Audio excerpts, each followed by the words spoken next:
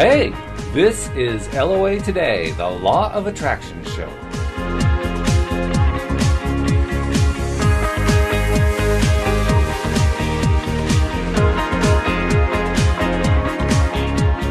Welcome to LOA Today. My name is Walt Thiessen. And today is Tuesday, March 19, 2013.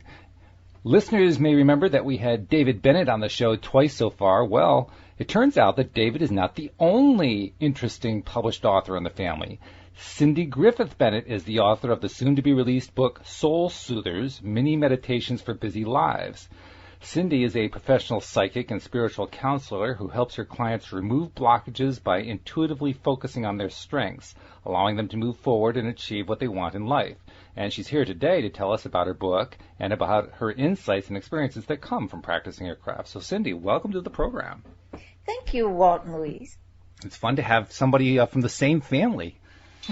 It's an interesting household, that's for sure. I can well imagine. Yeah, it must be.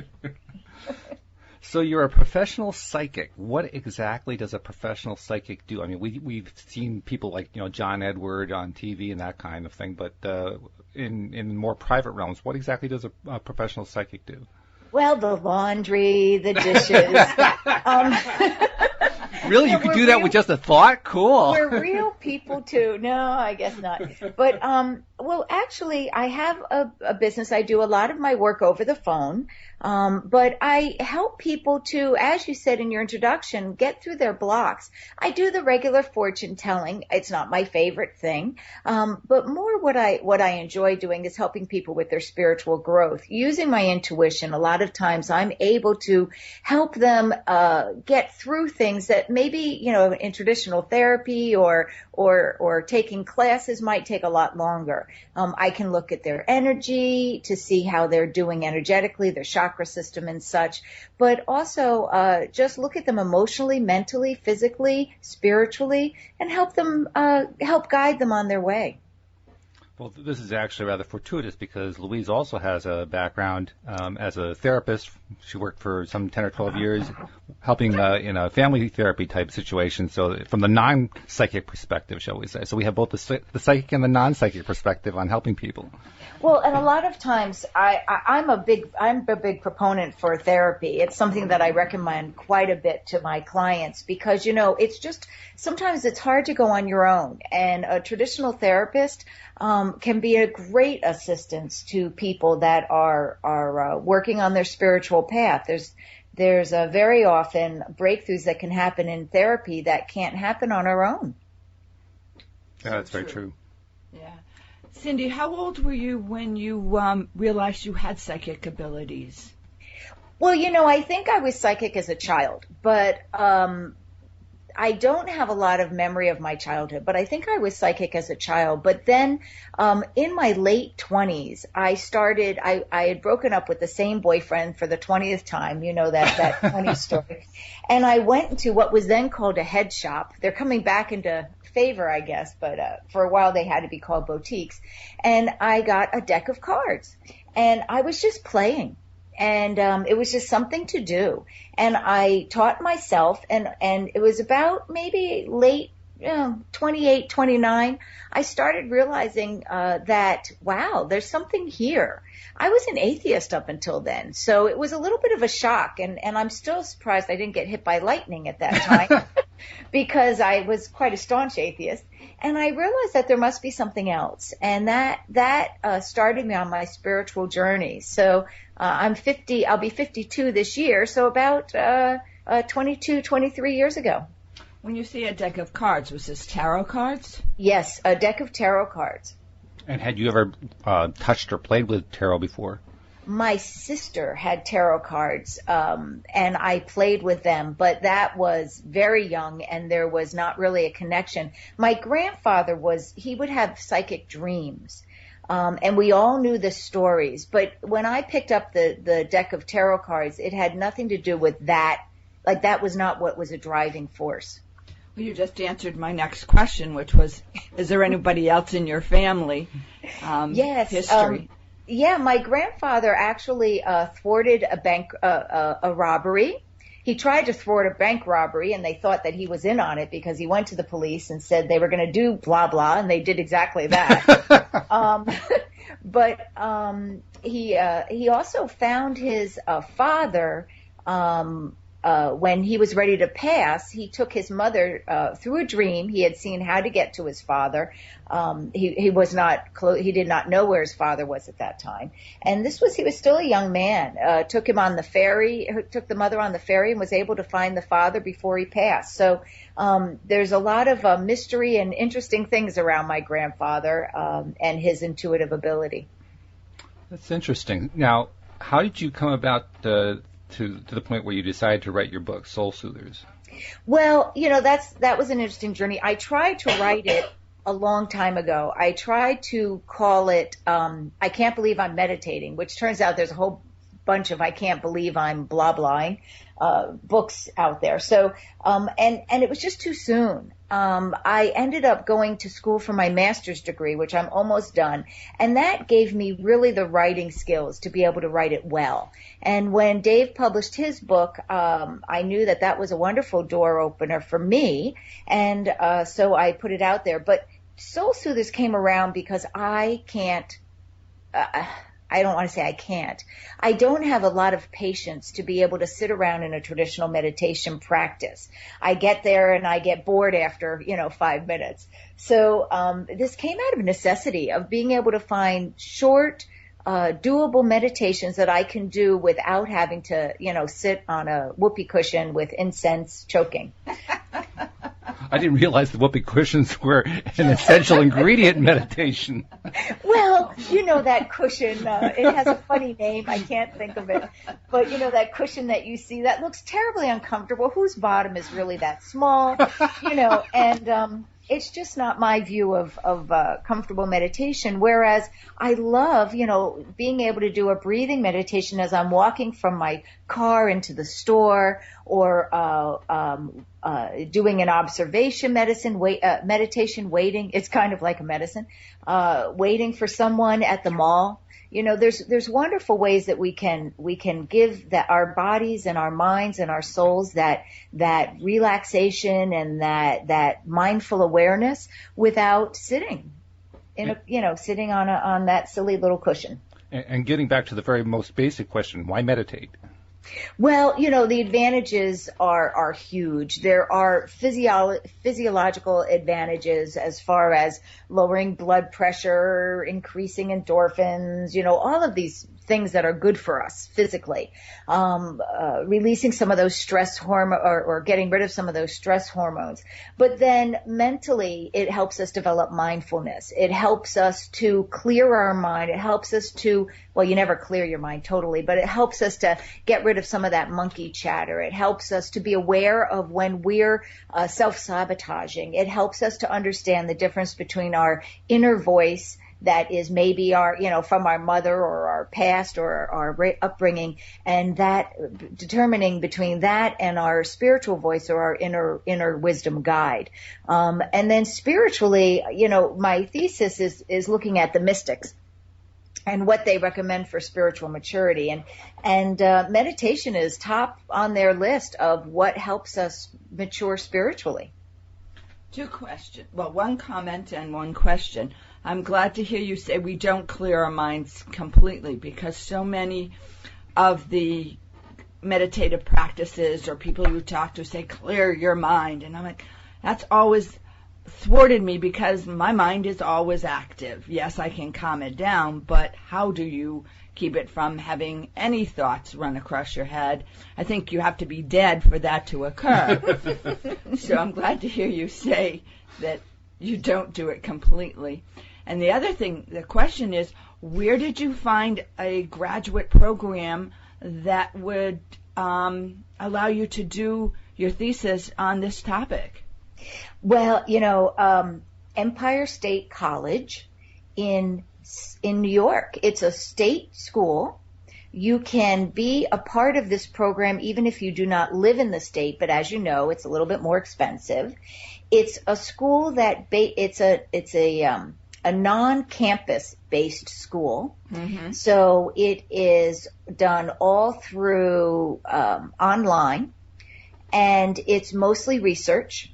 You have to be very dedicated and very self-disciplined to do this school. But it's based on the theory of interdisciplinary study, where you can look at a subject. My subject was consciousness development, but look at it through different lenses. My lenses were cultural anthropology, which was basically mythology and folklore, psychology, and then religion. Okay. I got my bachelor's through that school as well in spiritual counseling and healing. In the bachelor's, they allow you to use life credits. And so I got quite a few life credits, especially for a 4-year healing school that I attended in Charlottesville, Virginia. Ah, not far from where we are. Oh. We're about an hour away. Oh, I love that area. Now, when you were talking about the benefits of meditation, you mentioned mindfulness. Talk about mindfulness for a moment. Well, how much time do we spend looking for our keys? How much time do we spend walking into a room, especially as we get older, and can't remember why the heck we got there? You know, this is all lack of mindfulness. Mindfulness is single focus. Mindfulness allows us to be in the now, to be in the moment. And so when we're being mindful, we're aware of our actions, we're aware of our thoughts, we're aware of our physicalness. It's when we are living in what I would call a holistic body, mind, and spirit experience. So when we are mindful, we are aware of our actions so that when we do go looking for our keys, we can remember where we put them. I was just listening to an NPR a radio show, and the question was asked of, can we get our memory better? And he, in a very scientific way, said, yes, through mindfulness. He didn't use those words, but he said through being present when we are actually doing our activities. And I thought it was interesting. You know, finally the mainstream is coming to understand the importance and the significance of this mindful action living. Mindful action living. It almost sounds like it should be an acronym. Yeah. Well, yeah, that'd be MAL. I don't know if that works. That doesn't quite work. No, we need like a fourth letter to like offset the MAL or something. Yeah. No, maybe stick an E in there, and then it could be meal. You know.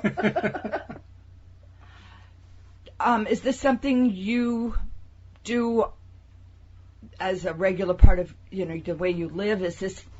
I'm trying to think of how to say this. Has this replaced your non-mindfulness? Do you live this way 24/7 except when you're asleep? Absolutely not.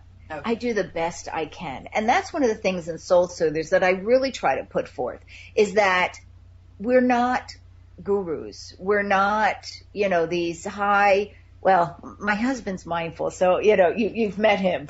He may be able to do it the majority period of the time. But most of us are human beings, and we can't. We do the best we can. And so I do use prayer and meditation throughout my day. I try to do it as much as I can.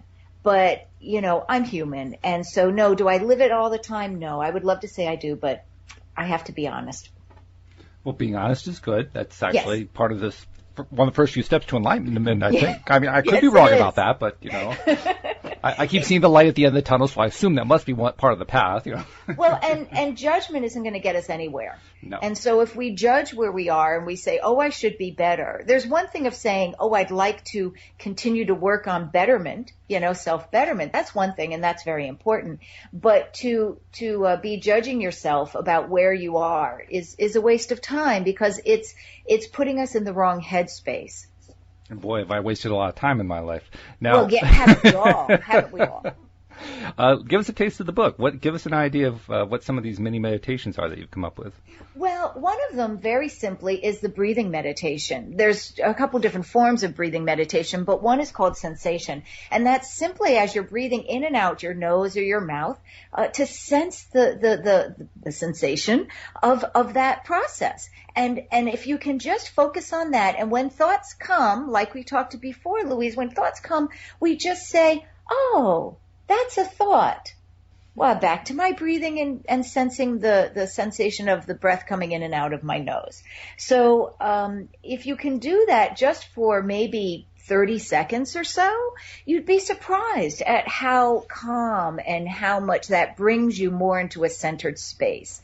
And the thing with these meditations is the majority of them you can do without looking funny, because we all have to breathe. So you could be sitting at your desk, you could be getting ready for a meeting, and just taking 30 seconds without anybody knowing that you're doing a meditation to just sense the breath coming in and out of your nose. You may look more relaxed than your neighbor, but you're not going to look much different. Do you aim to try to do meditations a certain number of times a day, or is it just, ad hoc or whatever? Ad hoc. So the book gives I don't know, probably 20 meditations. I should count them so I'm more clear on that. But well, you'll have practice. About 20 meditations. You can add up to a half an hour a day. For example, another meditation is very simply done. And a lot of it's done with sensation, this one as well, is when you're walking from your car to work, or walking from the store back to your car, who is not going to give me what I need. Your energy is into the future. But if we're doing a walking meditation as we're walking to the store, having to deal with that customer service person, our energy is with us now, and we are in the present. We have everything we need, and we will, I promise you, be better at coping with the obnoxious customer service person because we've spent that time to bring our energy to us into the present moment. And it may even turn out that they are not so obnoxious after all, because you're in a good frame of mind. Exactly. And that's another meditation. See, you're just working with me right here, Walt. Cool. Another meditation. I'm better at this than I thought. Another meditation that I recommend is the attitude adjuster. Now, this comes from, saying I'm in the wrong headspace. So let's say I blew my walking meditation. I'm not centered. And I get into the store and I realize that I'm annoyed. Well, whatever energy you're at is the energy you're going to present to the situation. And so you say to yourself, hopefully, before you get into it, annoyed is not really the right energy that I want to present. I'd rather be cooperative. And so the attitude adjuster you can do while you're waiting in line, because don't you know, you always have to wait in line for the customer service person. And you say, okay, how am I feeling now? And you sense that annoyed vibration. And then you just imagine, or pretend if you have to, imagine that you are in a situation that's very cooperative. What does that feel like? What does being cooperative feel like? And then you see a dial in your mind's eye, and you take that dial and you feel yourself going from annoyed, and you switch the dial, just like turning the heat down on the stove, to cooperation. And you feel yourself expressing that cooperation and that vibration, and you hold that vibration of cooperation as you go into your conversation. Can I tell you that I do wonderful at customer service in getting what I want? As long as you don't go with manipulation, because, what you're really vibrating on comes through. So if you go in with a manipulative vibration, you're not going to get very far. So, but taking that cooperation vibration through the attitude adjusting. And do you need the dial? No, you don't need the dial, but it gives you this ability to shift. And what is it? It's mindful awareness of where your energy is. So in the big picture, 99% of meditation that I recommend is really getting you to be more mindful of where you are, how you're doing, and what energy you're vibrating at. Sounds familiar. We're big proponents of positive mindset, and that if you want to have good things happen, you have to have a positive attitude. And I have about a half an hour ride to work each day, and I go the same route, and my mind drifts frequently, but I try and use at least part of that time to be aware of what I'm thinking. And when my mind drifts to negative thoughts, or thinking of a situation that doesn't really exist but gets me upset or angry or frustrated, I try and use that time to pull myself back. So by the time I get to work and I open the truck door and I get out, I'm in a better frame of mind, or I'm in a positive frame of mind, so that when I walk in to a situation where, as a substitute, I never know what room I'm going to be in, so I never know which teacher I'm going to be working with, which kids. I can't really plan. I have to be in the present when I walk in, that I can do a better job at it. Well, one of the things that boy, you guys are just working so good with me here. Another meditation technique that I find is very helpful. Well, there's two that I thought of while you were speaking. One is the bell meditation. And it would be lovely if we could afford to hire a Buddhist monk to come behind us and every couple times in the day just ring a bell, But that's not realistic. So one of the things that I suggest in the book is that you find things in your life that you know that you're going to do a few times a day. Now, you said open the truck door. Well, one of the ones that I use actually in the book is opening the car door and say, that's my bell. And every time I open the car door, I am going to say, how am I physically? How am I mentally? Where's my thoughts? What vibration am I vibrating at?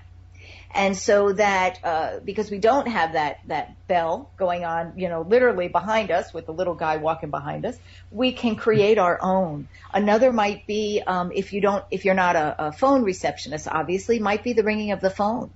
That you hear the ring of the phone, you take a breath, because the phone will keep ringing, and you just do a 2-second, really check in where you are. And then go and answer the phone. You can, they even have, matter of fact, Dave found one. He's the techno geek in our family, found an app for his phone that would have a bell. And every once in a while, the bell would just go off. So there's good things with modern technology. It's not all, bad. But so the bell meditation is one that I find maybe if you have an issue with eating, it's every time you open the refrigerator door or every time you walk into the kitchen. Every time a child, says mom, maybe that's where you just take a second and then you answer the child. So using this real life bell is a perfect example of how I feel that you do not need to have, granted, a sitting meditation practice is wonderful. And if you can achieve that, God bless, But if you can't, or if you're not ready yet, these techniques that are in Soul Soothers are a phenomenal practice to get there. The second one I was thinking of was a mantra. And while you're driving, you can be doing a mantra for not the whole half hour, obviously, but you can use a mantra. A mantra is simply a word or phrase that has a vibration that you want to achieve, like gratitude with law of attraction. Gosh knows, gratitude's a big one. I am grateful. I am grateful. I am grateful. Yeah, absolutely true. The thought that comes to my mind as you're going through all this is this definitely is not your traditional meditation technique. Traditional meditation is very quiet. You remove all the distractions. This is meditating while the distractions are going on and not almost competing with what you're doing. And that's that's not something we normally associate with the word. Well, it does. The point one of the points that I make though is not to multitask, unless you have to. So when you're doing this breathing for a second, yes, you may be opening your door, but your focus is on your breathing. Now, you don't want to open your door into a busy highway. There's times to make sense. But the more we can eliminate multitasking in this busy world, the more productive we'll be. If you have to wash dishes anyway, why not wash dishes totally focusing on, kind of that wipe on, wipe off idea, totally focusing on the temperature of the water and the soap on your hands, instead of also worrying about what you have to do, or being resentful that nobody else is helping you with the dishes. So yes, some of the meditations are to be done while you're doing things, but then another bunch of the meditations are really trying to get us to be in the moment. Such as that walking meditation. Yes, we're walking, but we're totally focusing on our walking. In graduate school, one of the things they talked about, and I was very lucky to become quite proficient at, is calm in the midst of chaos. And I substitute in daycare and oftentimes in the infant room where there can be a lot of chaos as far as other kids crying, people moving around, changing diapers, feeding, whatever. And I've been able to use the time when I'm sitting in the rocking chair feeding a baby a bottle to do sort of mini meditations, in that I know if I'm calm and relaxed, that transfers to the child, and they'll have a better experience of bottle feeding. So I'll get myself in a comfortable position with the baby and, not rocking vigorously, but rocking slowly and practicing just breathing slowly and relaxing. And there can be utter chaos going on in the room that I know other people are attending to. I mean, I'm not ignoring the needs of the other kids at this time, but I can sort of take a step away from that and just be with myself and with that baby and be calm for whatever amount of time it takes for them to drink their bottle. Well, and that calm, Louise, is also going out into the whole entire room. So you're also contributing to helping those other teachers while you're doing your thing. You're becoming a foci of calm, relaxed. And it can only help the rest of the room. Absolutely. Thank you. And it's true, too. I mean, the stories that she brings home reinforces that. Yeah. Well, it's amazing. Once we start becoming aware once we start becoming mindful of how our energy affects other people, we then you can't control other people, but you can be a positive presence in this chaos. And dealing with difficult people is another meditation that I talk about, and that is going behind your eyeglasses. If you can imagine that you're wearing eyeglasses, Walt, I see on your picture you do. Yeah. If you're wearing eyeglasses, or if not, you can imagine sunglasses. If you come across someone whose energy is intrusive or just yucky, or even negative, we'd hope we don't have that, but if we do, somebody's angry, for example, then instead of running away and saying, oh my gosh, they're going to spew their energy on me, if you go behind your glasses, what you're doing is you're detaching from the situation. You don't want to live that way, but you're detaching from that situation. And so that your energy is not entwined with their energy as much. There's always going to be some, but as much. And then you may find that you have better coping skills and the ability to then center and deal with the situation. And so just by taking a moment behind your eyeglasses is a great way to deal with people whose energy is affecting you. We are very much on the same wavelength, because I got a chance to practice that last week with one of my coworkers who went on and on for 45 minutes, I think, complaining about this, that, and the other thing, and trying. I knew she needed to vent, but trying to not let my energy get mingled with hers. And after about 45 minutes, it was quiet for a minute, and I spoke to her and I said, okay, I can't take any, in a nice way, I can't take any more of the negativity. We've got to find some positives. And she didn't get upset. She didn't get angry. And we didn't make a major swing to positives, but she was able to definitely tone way down the negativity. Well, I think some people don't realize it. But one of the things that I do in that circumstance, but it may not be polite, is I say, well, what are you going to do about it? Yes. And sounds like something I would say. They'll either shut up or go complain to somebody else, or do something. God bless, do something and shift the energy. But it doesn't always work, and there's people that we love that tend to get in that headspace, and the only thing we can do is to be compassionate. But sometimes compassion is saying enough is enough. Yeah. Yeah, that's true. And, of course, it works the other way, too, doesn't it? The fact that not only can you, in that sense, screen out negative emotions, but as you said, by putting out the positive emotions, those positive emotions, positive feelings, they can end up influencing other people in the room who are either in a negative or a neutral stance, and they might actually become more positive just for that moment in time. So while we can't control somebody else, we certainly do influence them. Absolutely. I mean, why do we go to a spa? Because the energy's good and we want to shift our energy, you know? Well, we don't do it for the massage? Oh, I'm sorry. Go ahead. Yeah, well, that's it. But you don't need the massage. You just go in and you sit there for a couple minutes, because, okay, you always have to wait a little bit.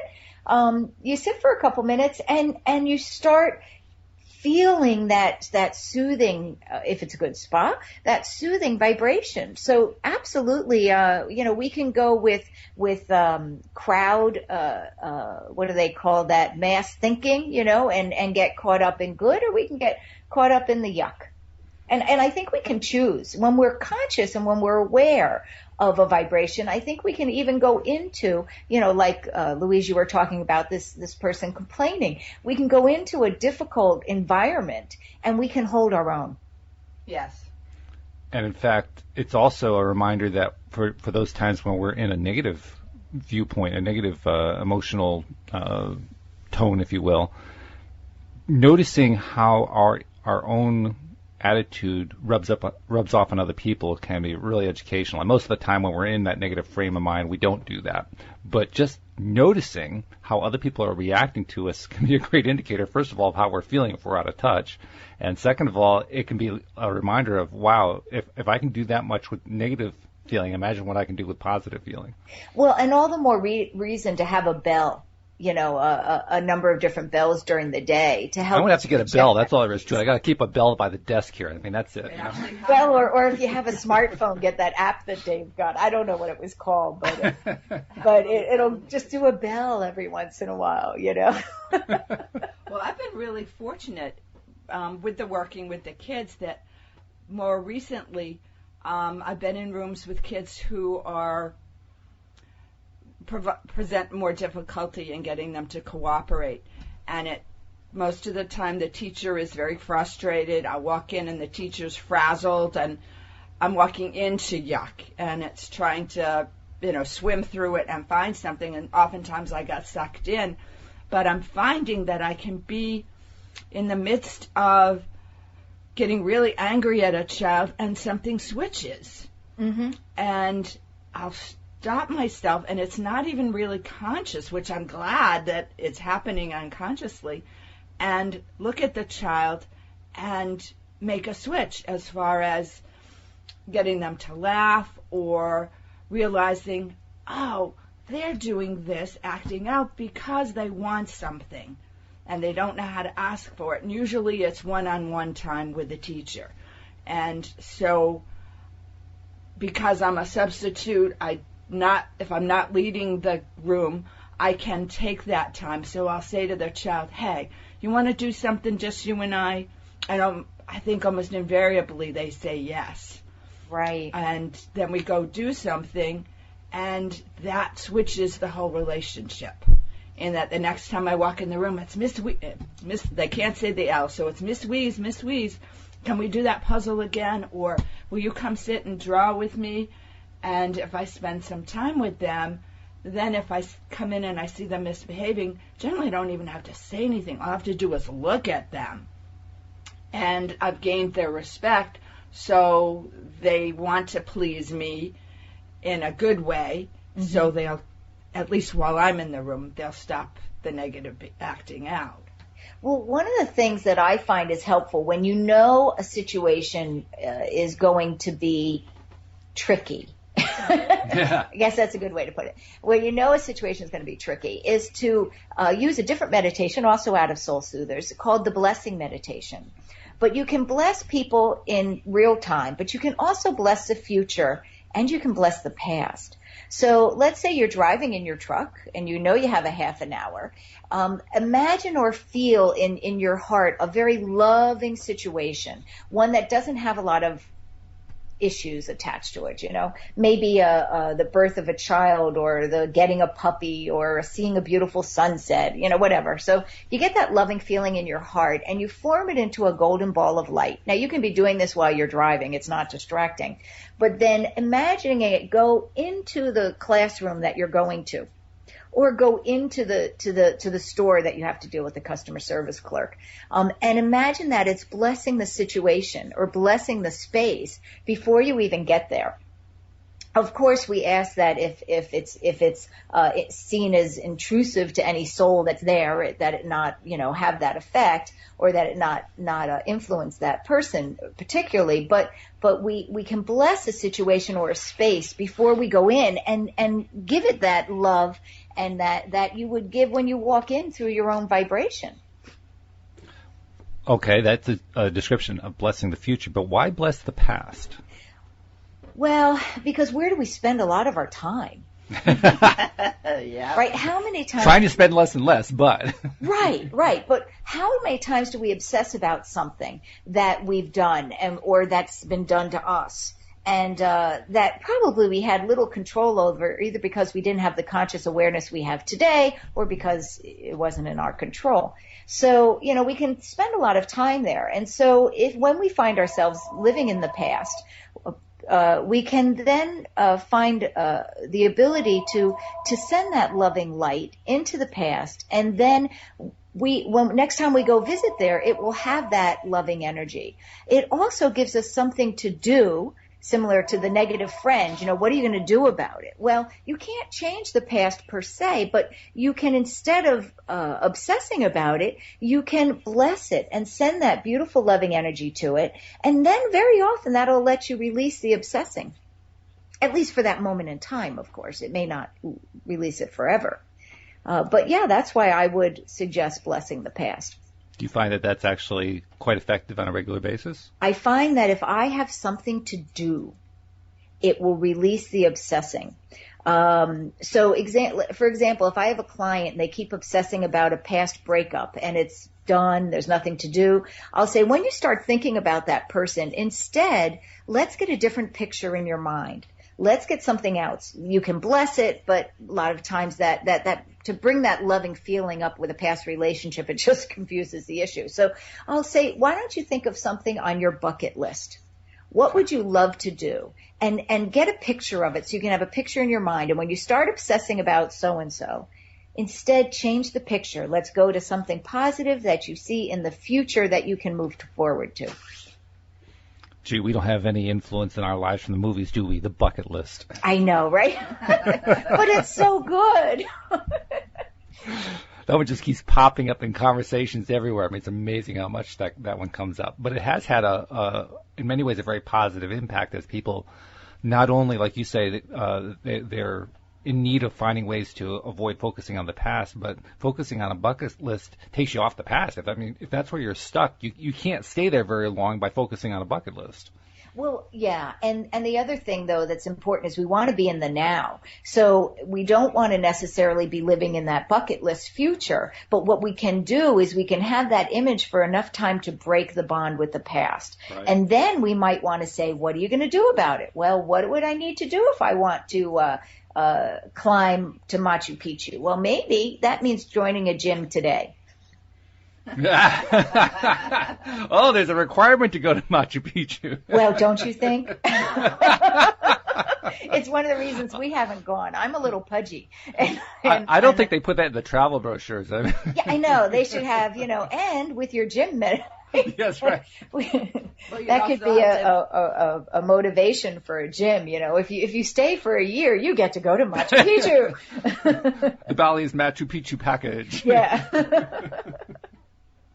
So, but I mean, the idea is that it's wonderful to think about the future.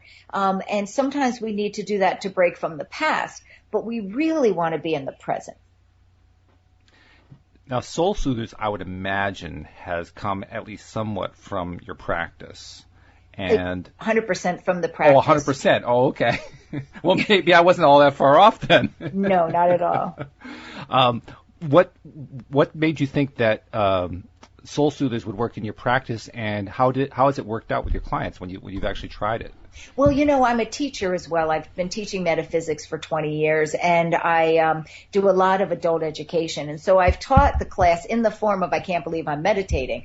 I've taught the class a number of times, and the reason I teach it is because when I try to teach traditional meditation or introduction to meditation, people are like, I can't do it. You know, it's too much. I can't get up 15 minutes earlier, or I can't clear my mind of thoughts. You know, so it's worked quite well, and in my life, it's a phenomenal success. Yeah, it works really well. But there are other parts of Soul Soothers besides the meditations. Each meditation is accompanied with where to do it, you know, what are some suggestions, an example that shows how you can tweak the meditation, because what works for me may not work for you. And so I show a way to tweak the meditation, but then it gives a spiritual lesson of why is the meditation needed, whether it's lessons about the chakras, lessons about karma, mindfulness, you know, there's as many meditations, there's spiritual lessons. And so the other thing that I find that is helpful in keeping any meditation practice, even one as simple as Soul Soothers, is to know, why the heck am I doing it? You know, what's the spiritual lesson? And if you're working on a spiritual lesson, what might be a good meditation to implement into your life? For example, one of the spiritual lessons is about karma. And many people think of only as bad karma. Well, karma isn't good or bad. It's a balancing. If you're going too far to the left, karma will bring you to the right. If you're going too far to the right, karma will bring you to the left. Karma wants you to walk the middle road, which is basically what's leading you to a place where you can recognize the interconnectedness and of all, and to live a spiritually focused life. So the spiritual lesson is all about karma. Well, the meditation that goes along with it is called the review meditation, where you either at lunchtime or at night, or if you're really good at it, again, using my husband, who's maybe not the most realistic example, he does this review throughout the day, but to look at what you've done, an action that you've done, and said, am I happy with it? If you are, great, you know, give yourself a good pat on the back. But if not, see yourself redoing it in a way that you'd like to. So the example I use is a real life example where I almost ran a nun off the road from tailgating. Now, that's an interesting karmic opportunity. Yes, I thought I'm going to hell for sure. So in my review, I saw, what could I have done differently? I could have pulled off the side of the road, because there was no passing this woman in this Buick. There was no passing the Buick. So I could have gone a different way. I could have been more mindful and backed off, you know, and just been more patient. So I in my review, I would redo it. Well, I'm a slow learner. So about 5 years later, I finally get it. And I'm driving down the road, and I can read this person's license plate. And if I can read your license plate, I am too close to your bumper.